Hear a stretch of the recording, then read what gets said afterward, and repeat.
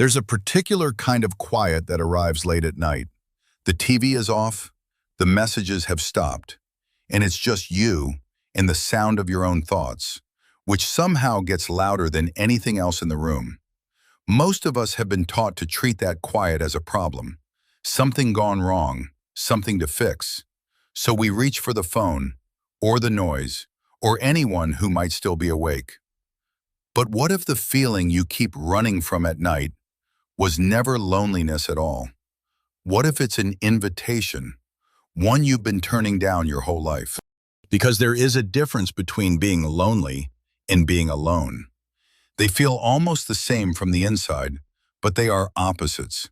And once you can tell them apart, the empty evening stops being a punishment and becomes the most honest part of your day. Stay with me for a few minutes. I think by the end, the silence is going to sound different to you. Let's start with the loneliness, because it's real and it deserves to be taken seriously. It's the ache of wanting someone there and finding no one. It's eating dinner standing up at the counter, leaving a show running in the background just so the flat has a voice in it. Checking your phone, not for anything, just to feel a thread to another human being. And underneath it, there's an old fear, quiet but heavy.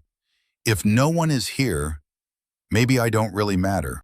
But here is the strange thing, the thing that doesn't fit. We can feel that exact loneliness in a full room, at the party where we know everyone, lying next to someone we love. You have probably felt it, surrounded by people, more alone than you've ever been by yourself. So loneliness was never really about other people being missing. It's about you being missing, absent from your own life, while you wait for someone else to come and fill it.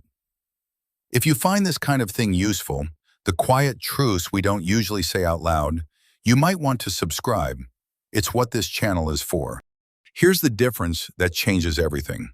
Loneliness is the pain of being alone. Solitude is the richness of it.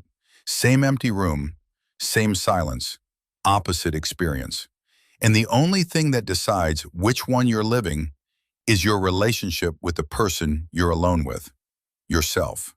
If that relationship is strained, silence feels like being trapped with someone you'd rather avoid.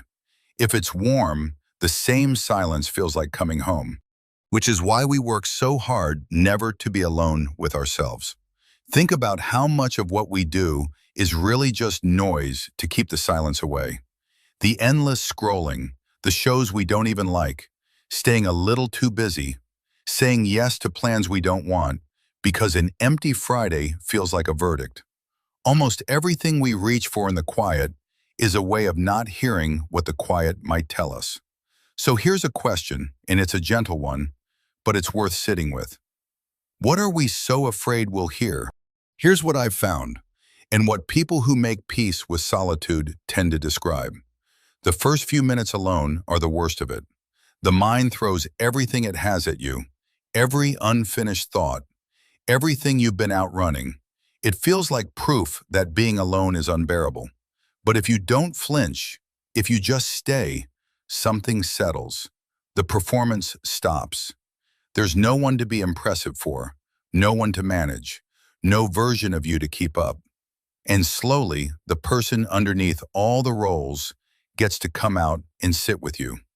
Maybe for the first time in a long time.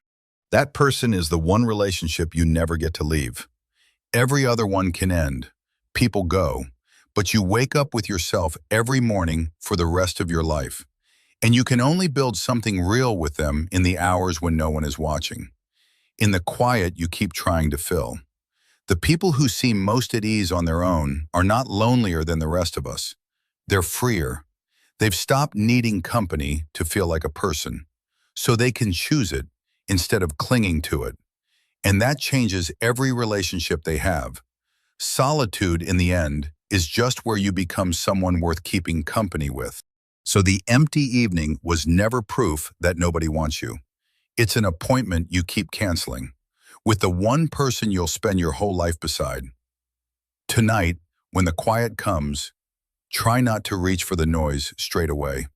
Just sit in it for a minute and listen.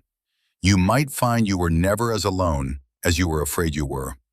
You were just finally alone with yourself. If this is the kind of thing you want more of, stay a while. Subscribe, and I'll see you in the next quiet hour.